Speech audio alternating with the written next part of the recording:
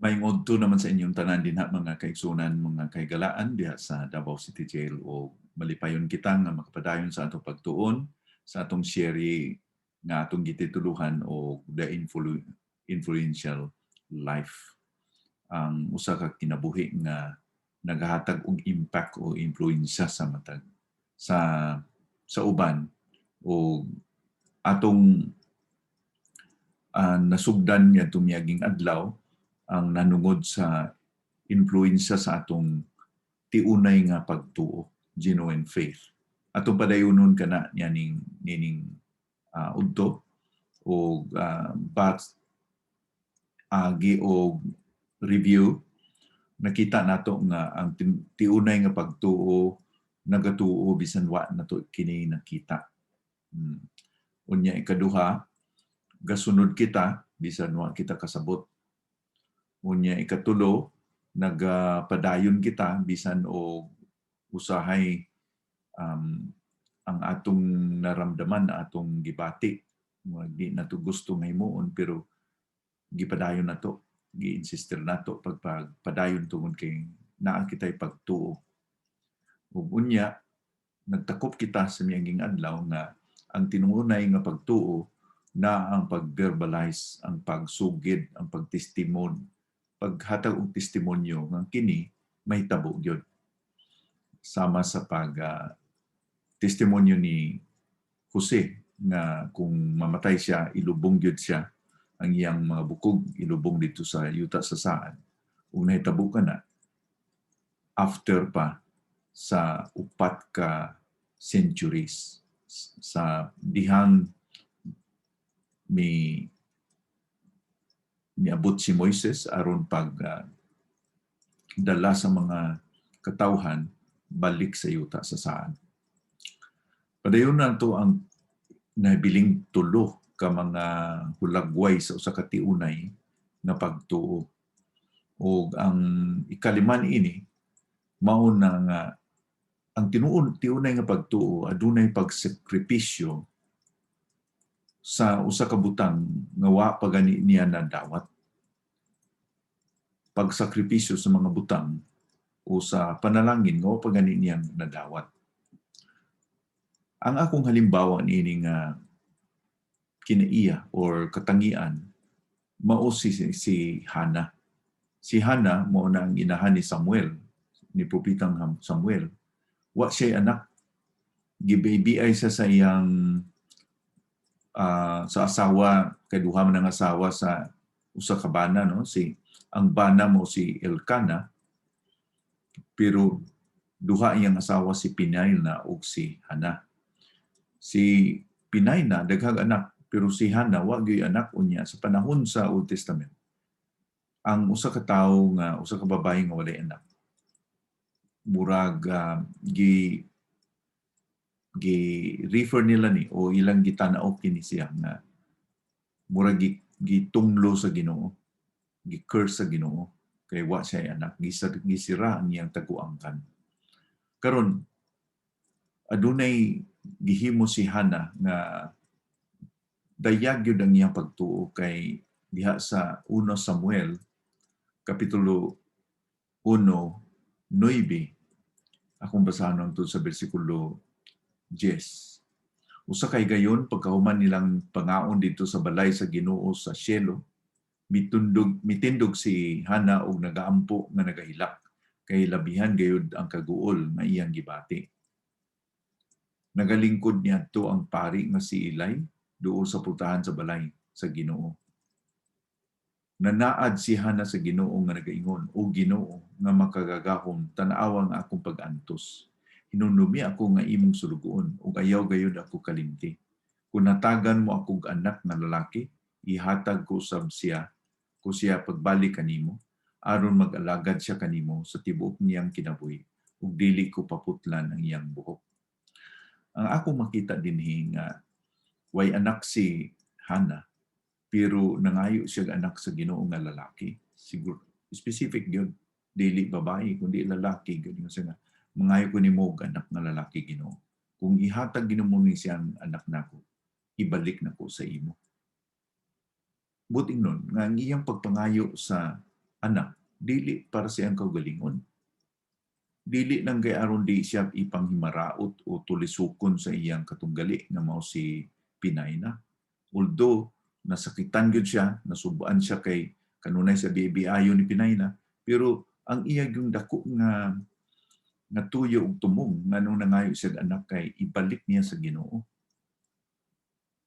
O sa madali nga istorya, tungod sa iyang kasinsiro sa iyang pagtuon, nagahilak siya sa iyang pag-ampo, gani si Eli, nagatuo nga siya nahubog. Kay nagaampo siya, di man mura siya gubog, di malitok ang way mo, nagsigil kutib-kutib ang iyang baba, pero way malitok, way mabatian. Ingon ni Eli nga, basin o nahubog ka, nag-inom ka o ilimnon nga makahubog. Ingon ni Hana nga dili mahal nga pare nga Eli, kundi bugat lang yun sa kong kasing-kasing. Pero sa atong makita, sa dihang natawo na si Samuel, gihatag si Samuel, diha sa diha dayon nga sa versikulo 12, 1 Samuel 1 versikulo 12, samtang nagapayon siya sa pag-ampo ngadto sa Ginoo, nakita ni Eli nga nagkibot-kibot ang iyang baba, pandili madungog ang iyang tingog, abi ni Eli nga ubog kini. Unya mo diretso ko sa versikulo 19, pagkabuntag sa iyo kayong mibangon si Elkana ug ang iyang pamilya o misimba sila sa Ginoo. Unya mipauli sila sa ilang balay sa Rama. Midulog si Elkana kang Hana og gitubag sa Ginoo ang pag-ampo ni Hana nga hatagan siya anak. Ug wala madugay nang mabdos siya og nanganak ug usa ka batang lalaki. Ginganlan niya kinig Samuel, kamingon siya, pinangayo ko siya sa Ginoo. Unya miabot usab ang panahon, versikulo 21 ni, nga si Elkana ug ang iyang tibok pamilya naghalad ngadto sa Ginoo, sumala sa naanda nilang himuon matag tuig. Mosab kini ang panahon nga muhalad siya aron sa pagtuman siyang panaan sa Ginoo. Apan si Hana wala muban, mingon siya ngadto sa embana. Unya na kumuadtuman, kumalutas ang bata ug dadun ko siya sa balay sa Ginoo. Aron ihalad ko didton siya mupuyo sa tibuok niyang kinabuhi. Versikulo 24. Human niya malutas ang bata, gidala niya kini sa balay sa Ginoo dito sa Sielo. Nagdala usab siya turiyong baka nga nagaedad og 3 ka tuig, napulo ka kilo nga harina ug bino nga gisulod og sulanan nga panit. Human nila maihaw ang baka, gidala nila si Samuel ngadto kang Eli. Mingon siya na kang Eli, kung mahinumduman mo, paser, ako kadtong babae nga nagatindog ni dinhi kaniadto nga nagaampo sa Ginoo. Gipangayo ko kining bata gikan sa Ginoo ug gihatag niya ang akong gipangayo. Busa karon ihalad ko siya ngadto sa Ginoo. Mualagad siya sa Ginoo sa tibuok niyang kinabuhi. Unya gisimba nila dito ang Ginoo. So gisakripisyo ni Hana ang iyang gipangayo sa Ginoo, biskan wa pa niya na angkon o natawo si Samuel, iyan ang gihatag sa Ginoo. Now, sa panalangin sa Ginoo sa iyang pagtuo, gitagaan pa siya dugang pa mga anak. Si Samuel na manghuran pa og daghan. So mauni ang akong makita mga igsuon sa tiunay nga pagtuo.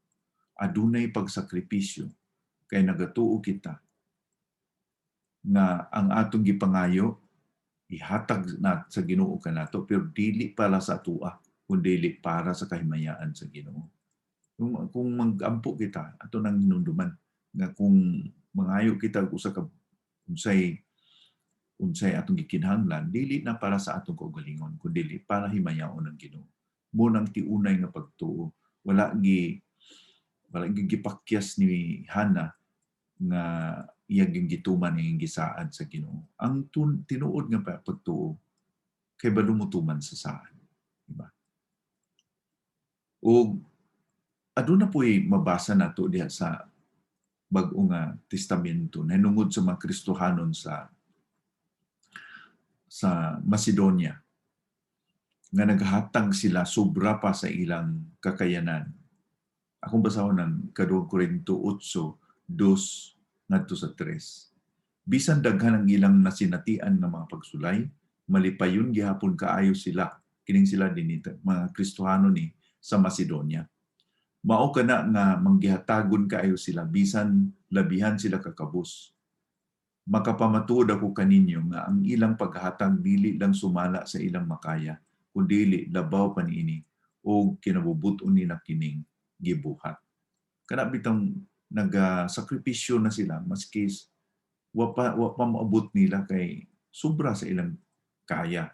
Buting nun nga wa pa sa ila kini nga mga bahandi. Pero ang sa ilang kasing-kasing isakripisyo na nila sa Ginoo. Naghahatag sila sobra sa ilang kaya. Dili lang sila naghahatag sa butang nga naa karon sa ilang kamot, na sa ilang panudlanan. Kundi sa wa pa maabot, nagunahuna na silang isakripisyo sa Ginoo kay sobra sa ilang kakayanan. Mauna ang tinuod nga pagtuo, tiunay nga pagtuo. Nga ang Ginoo nga nagatandog sa kasing-kasing, nagahatag yun ini nga kalipay. Kini nga paghatag dili gyud ni nga ordinaryo, di na pugos, dili ni nga na manipulate. Tiunay nga pagtuo nga may kalipay, no? May may kasadya sa ilang kasing-kasing nga muhatag bisan pa sa mga butang wa pa nila madawat. So hinapunta nga makatuon kita ni ining makaugmad kita ini nga pagtuo ng kalipay nga magsakripisyo bisan sa mga butang nga wala pa maabot sa itong kinabuhi. Kay wala kita tanaw nga ang mga butang mao naghatag nato kalipay, kundi ang atong kalipay ug seguridad na sa Ginoo. Okay. Ang ikaunom, ngadto kita sa ikaunom nga pagpamatuod sa usa ka tiunay nga pagtuo. Ang tiunay nga pagtuo gapasalamat bisan wala pa nato nadawat. Sa wala pa nato nadawat. Gapasalamat ang daan sa wala pa nato kini nadawat.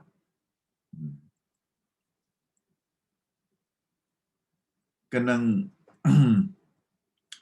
kanang bersikulo sa Pilipos 4, 6-7, nagaingon din na ayaw kabalaka na sige usa ka butang, kundi dalho na to ang tanan nga butang sa pag-ampo nga may pagpasalamat. Okay? Dalho na to ang tanan nga may pagpasalamat. Dili lang kita ga ampo gapangayo sa Ginoo, kundi ubanan na to sa pagpasalamat. Unya naisa sa Ginoo din nga ang kalinaw sa Dios mao'y magabantay sa atong kasing-kasing diha ni Kristo. Kana nga ingon ni Pablo din nga magampo kita nga may pagpasalamat, nagahatag og prinsipyo nga sa wa pa gani nato nadawat, nagapasalamat na kita. Kay may pagtuo kita nga ang atong mga pag-ampo tubagon sa Ginoo. Aduna ko maestro sa una sa Leyte, sa Bisca sa una sa Leyte sa Baybay nga. Nang taga Cebu ni siya, pero may pagka komedyante ba. Usa ka adlaw naghinagbo mi unya nakita niya nga may papel ba nga may basura diha sa daan ba sa campus. Gingnan niya ko, "Sinon, salamat sa pagpulot nimo sa papel. Salamat sa pagpulot sa papel." Wa siya musugo nako nga pulutan ng papel niya nagpasalamat, kundi ang iyang gihimo nako nga nagpasalamat na siya daan. Wa pa nako gipulot. Nakapahiyo man lang ko ningon ko niya, "Sir, di gyud ko kabalibad nimo, sir ba? Tungod kay nagpasalamat ka na daan mo pa ganina ko gipunit." No, mao bitaw na. Ingon niya, mao bitaw na akong gipasalamatan ka kay aron di ka mo balibad. Na pilosopo to si sir nga komedyante. Pero adunay prinsipyo din na ang Ginoo nagatan-aw sa atong kasing-kasing nga kung nagasaad siya ato gi-claim ang iyang saad, naabang atong pagtuo nga madawat nato ni bisan wa pa nato ni madawat sa aktual. Kay nagpasalamat na kita daan. So, mauni ang giingon ni Pablo sa Filipos 4:6 ug 7 nga mag-ampo kita, di kita magbalaka maski sa kabutang. Ampo kita dalhon nato tanan sa pag-ampo na may pagpasalamat. Dili nagaasaad po diha ang Ginoo sa Filipos 4:6 ug 7 nga ang atong gipangayo, atong ginahanglan ihatag sa Ginoo nato dayon. Kung unsa man ang kinahanglan, kundi ang saad sa Ginoo, ang kalinaw niya mao'y maghari sa atong kasing-kasing. Bisag di pa nato madawat, maski wala pa moabot ang atong tubag sa atong pag-ampo nga mao gina nga butang ang atong gikinahanglan, pero ang kalinaw sa Dios may naghahari sa atong kasing-kasing, way kabalaka kundi kalinaw. So kung may kalinaw, ana ang pagpasalamat, ana ang dili kita naapektuhan, dili kita ka nagabalaka. So mauna ang pagpadayag sa tinunay nga pagtuo kung kita nang magpasalamaton. Sa daan nga testamento, kung atong tan-awon ang nitabo usab sa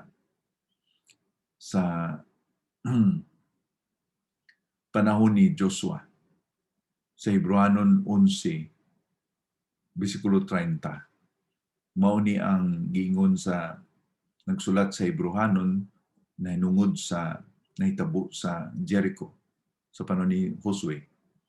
Tungod sa pagtuo, nalumpag ang paril sa Jericho human kini libot-libuti sa mga Israelinon sulod sa usa ka semana. Ang nahitabo kung sunod ka mo, nakabasa ka mo sa istorya giunsa pagguba sa Ginoo ang pader sa syudad sa Jericho. Murag binuang ang ilang gihimo, no? Kay sa unom kada adlaw mubakta sila libot ka usa. Way saba-saba, way himuon siya, libot lang. Nya sunod naman ang adlaw, hangtod sa kaunom nga adlaw kada adlaw usa ka libot. Pag-abot sa 7 ka adlaw, kapito sila naglibot, unya pagka human sa 7 ka libot, nagtunog sila sa mga trumpita, nagsinggitay, mura pagka-celebrar na sila daan. Wa pa gani matumpag ang pader. Kasilibrar na sila, kapatunog na sila sa trumpita, murag nya diha na itabo nga ang pader nabungkag, natumba. Buti pasabot mga igsuon nga kung unsay isulti sa Ginoo, ato yung batunan nga ikalipay nato na, pasalamat nato na, kaya ang iyang saad dili gyud siya mopakyas. Kung unsay iyang gisaad, Números 23 bersikulo 19, ang Dios dili tao nga mamaka, dili anak sa tao nga dili makatuman sa iyang gisulti. Duna bay gisulti ang Ginoo dili niya himuon, duna bay sa iyang saad nga dili niya tumanon. So mga igsuon, ang Ginoo nato kung sa iyang gisaad, yes gyud na. Sigurado gyud ang oo. Mao na nga makapasalamat kita daan bisag wa pa nato madawat. Okay? So inapunta nga maklaro ni no. Then ang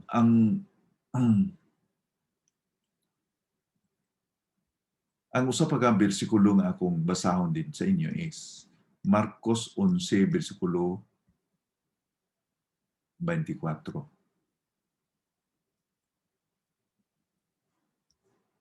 Okay? Marcos 11 bersikulo 24. Okay.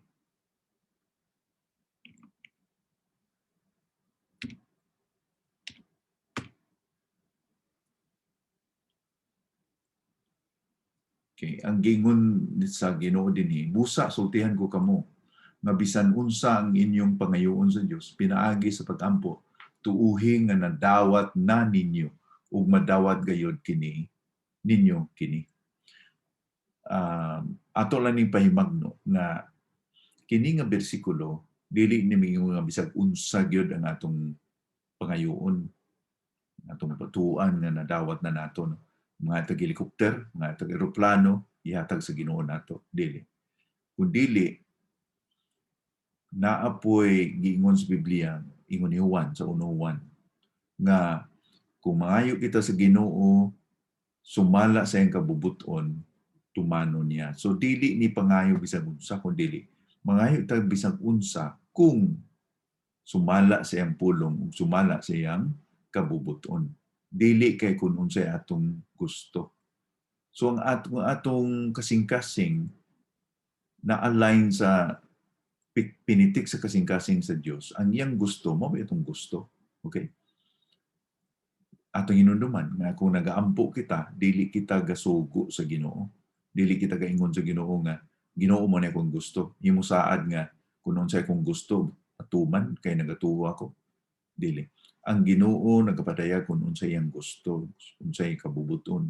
Sumala ba siyang pulong, dili ba kini nakalabag sa iyang kabubuton, sa iyang pagka-Dios.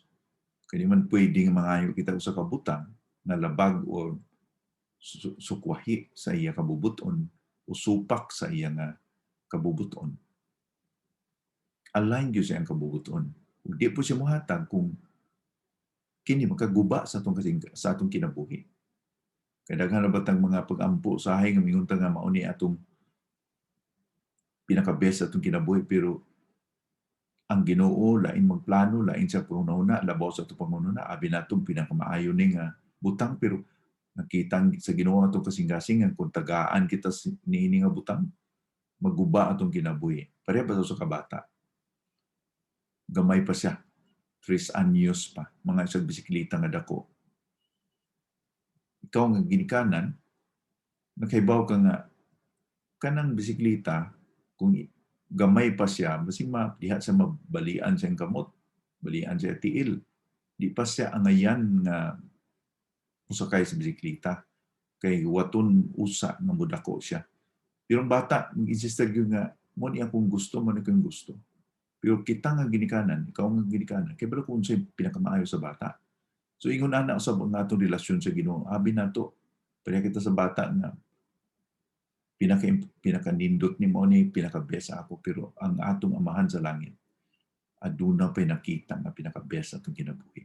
So, mag-ingon ganito din sa Marcos 11:24 nga, pag-ampo tuhuin nga nadawat na ninyo, madawat gyud ninyo kini, sumala gini sa kabubuton sa Dios.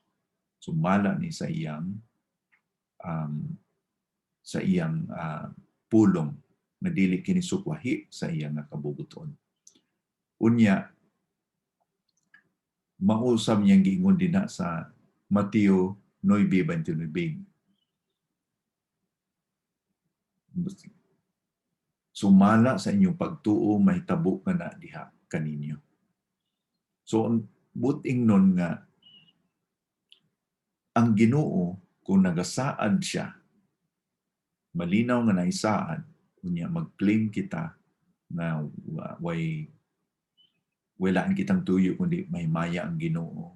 Walaan kitang tuyo kundi ang iyang ngalan mo ay matuboy, mo ay mahimaya.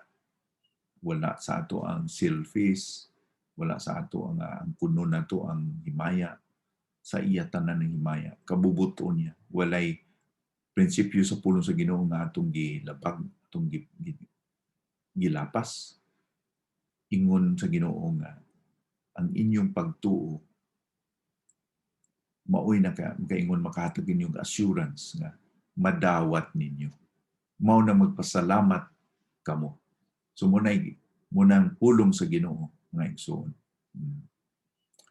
Karon ang pagpasalamat mauni ang makita ko nga dintunganay mo ba ni bang pagprueba ba kana bang dintunganay siguro mo nay kung kuan pa mo ni pinaka dako nga ebidensya nga kita may pagtuo gyud. Kay kung may panginahanglanon kita, una kita'y giampo sa Ginoo niya. Nagkulang kita sa pagtuo, ang atong una sa mingon nga, mahatag man na sa Ginoo, basin man kundi makaya. Basin man kung bugat na sa Ginoo. Naapay kita'y mga panguna-una ngayon ana sa atong kasing-kasing tungod kay naapay pagkulang sa pagtuo. Naapay di pa hingpit na pagtuo. Pero kung hingpit na itong pagtuo, naagyon pagkapampasalamaton.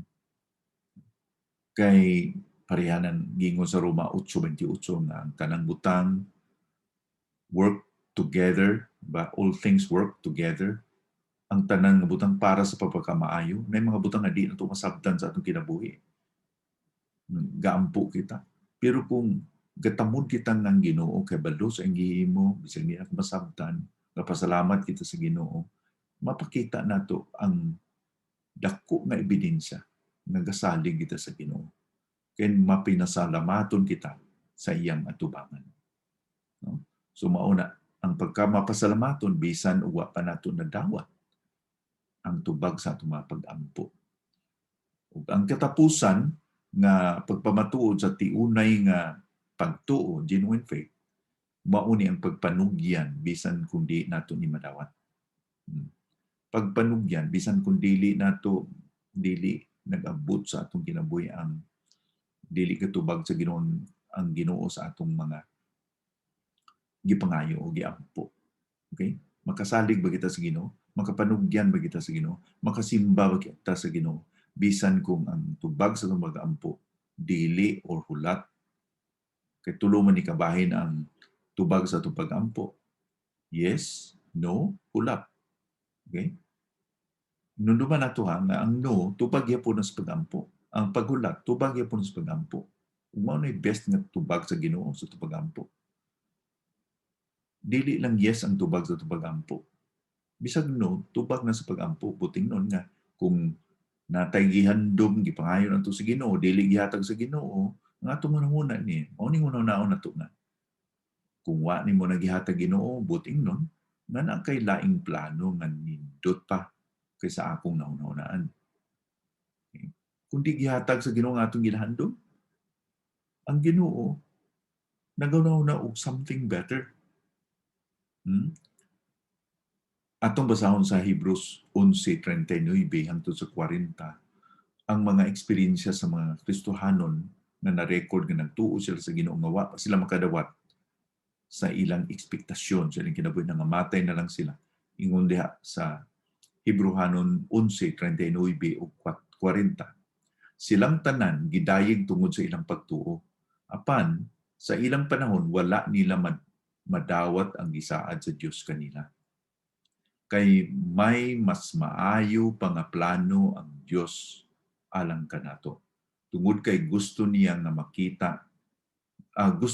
kita makauban kanila kung tumanon na niya ang iyang gisaad kanila. So kining mga pananglitan ng mga characters sa Biblia nga wa madawat nila ang gisaad sa Ginoo. Ngano man kay sa bersikulo 40, may mas maayo pa nga plano ang Dios alang kanato. Sumunod akong giingon nga kung di hatag sa Ginoo nga atong giampo karon, buting nun nga naay something na mas maayo nga iyang giandam kanato. So, no, tubag na sa pag-ampo. Hulat, tubag na sa pag-ampo.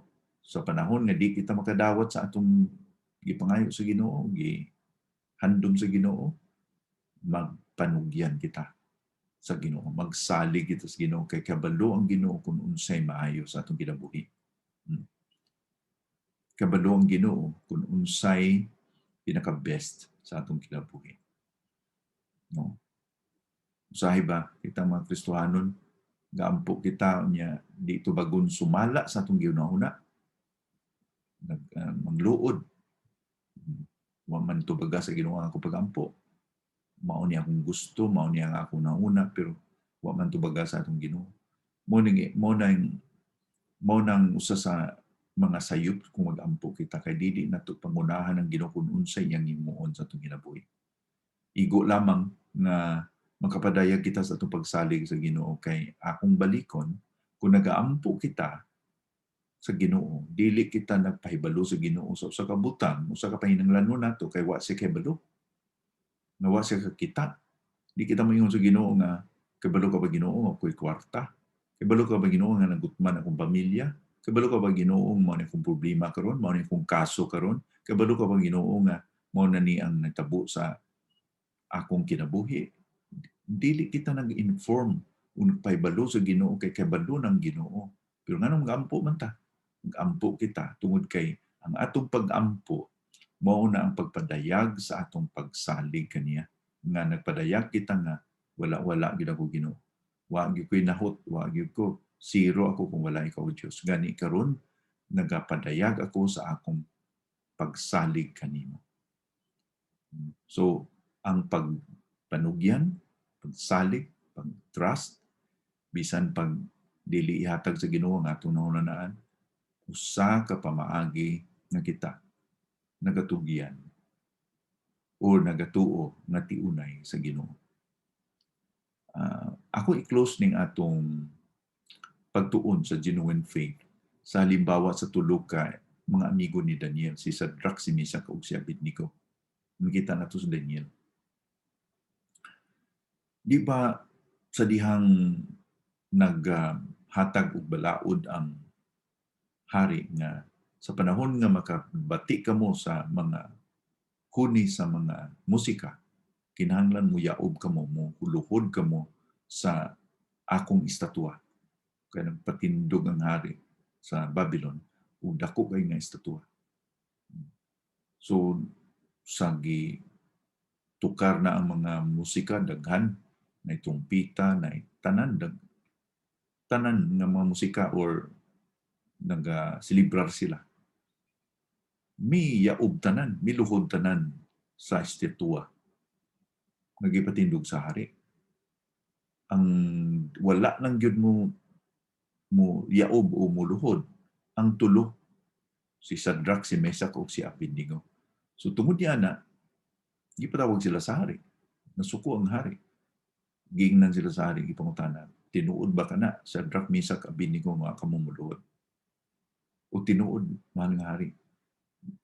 Ingon ang hari, kay balo ba kamo nga kung dili kamo kay wala kamo muluhod, itambog kamo sa kalayo. Pagasilutan kamo. Pero unsa may gisulti sa manag-amigo, ingon sila nga bisan pag itambog kami sa linaw sa kalayo, mahal na hari. Ang among Ginoo makaluwas ka namo. Dili nang mao nag-ingon nila, ang Dios namo can save us o makaluwas ka namo. Kundi nag-ingon po nila nga, our God will save us. Muluwas ka namo. Okay? Our God can save us, makaluwas. Our God will save us, muluwas ka namo. Unya na pa sila igsulti. Kung bisan man di kami luwason, di kaya po mo simba sa imong estatwa. Gingon ba nila, nagpadayag ba na, ila bang ibako yung ilang pagtuo kay bisan og di kami luwason, di kaya po mo simba sa imong estatwa. Ang pangunahuna sa mag-amigo mao ni nga, pwede mga luwason kami siguro nga di mi makaagian ng kayo nimo. Kaya makahimo siya niya na o himuon niya na. Pero kung naa siya something better plan, magtugyan kami sa iya. Kung di mami luwason niya, magtugyan niya po mi sa iya. Kaya kabalo kami nga ang Ginoo, kabalo siyang gihimo. Sobra sa among plano, sobra sa among ginuna. Maunay gisaad sa Ginoo sa Jeremias 33 versikulo 3 na panawag kamo kanako kay tubagon ko kamo o pagapakitaan ko kamo mga butang sobra pa sa inyong pangunahuna. Episo 3:20 ngadto kaniya nga makasarang nga may gahom nga makahimo sa mga butang sobra pa sa among gipangunawnan ug sa gipangayo namo. No? More than able siya, sobra pa sa makasarang nga makahatag sa atong gipangunawna o sa atong gipangayo. Sumala sa gahom nga nagalihok sa atong kasing-kasing, sa atong kaugalingon. So mga igsuon, mao nang atong Dios. Kung dili kita tubagon sa atong mga pag-ampo, sumala sa atong gihunawnaan, God has a better plan. May maayo nga pangunaw ng Ginoo, makatugyan kita sa iya. Gani makasalig kita sa iya, maka rest kita sa iya na ang iyang gisulti, ang iyang tuyo tumo para sa atong kayuhan. Muna mo pa na sa kanta nga kung di na to masabtan ang mga nagkitabo sa atong kinabuhi, musalig kita sa iyang kasing-kasing. When we don't understand, let us trust His heart. Ano ba? Kung di kita kasabot, kung unsay na ng pangitabo, musalig kita sa iyang kasing-kasing.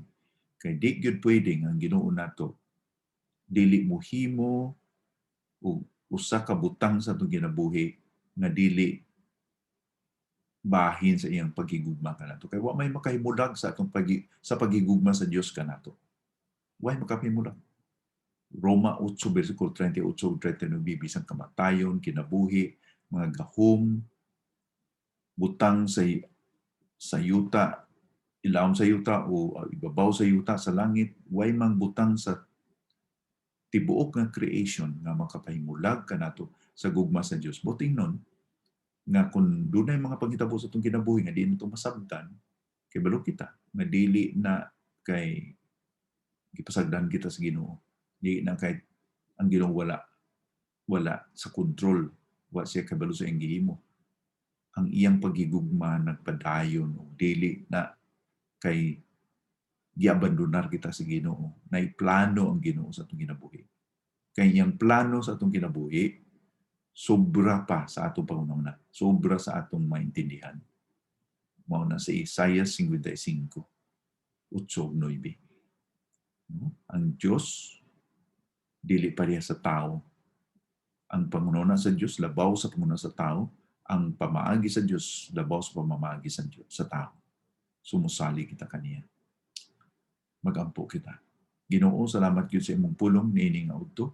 Panalangin kini Ginoo sa among kasing-kasing na tunta na magtubo nga among pagtuo. Lord, kabalo ko nga ang among kaaway nagalibot gyud aron magpugas o pagduduha na kami dili na kami mag-doubt o mo question sa imong pagka-Diyos, na kami ma-discourage, na kami mo mabugnaw sa pagtuo. Pero salamat Ginoo kay imong pulong nga gamiton nimo aron kami madasig sa pag-alagad kanimo Ginoo nga magtubo ang tiunay nga pagtuo na ang among kinabuhi mahimong influensya sa uban Ginoo. Gusto namo Ginoo nga makita ang among kinabuhi nga usa ka pananglitan para sa uban nga madasig usab na ilang makita ang testimonyo na ikaw ang buhi nga Dios nga among gialagaran. Salamat kay ikaw magatubag sa mong pag-ampo niini nga udto. Kini tanan ang giampo sa ngalan ni Kristo nga among Ginoong luwas. Amen.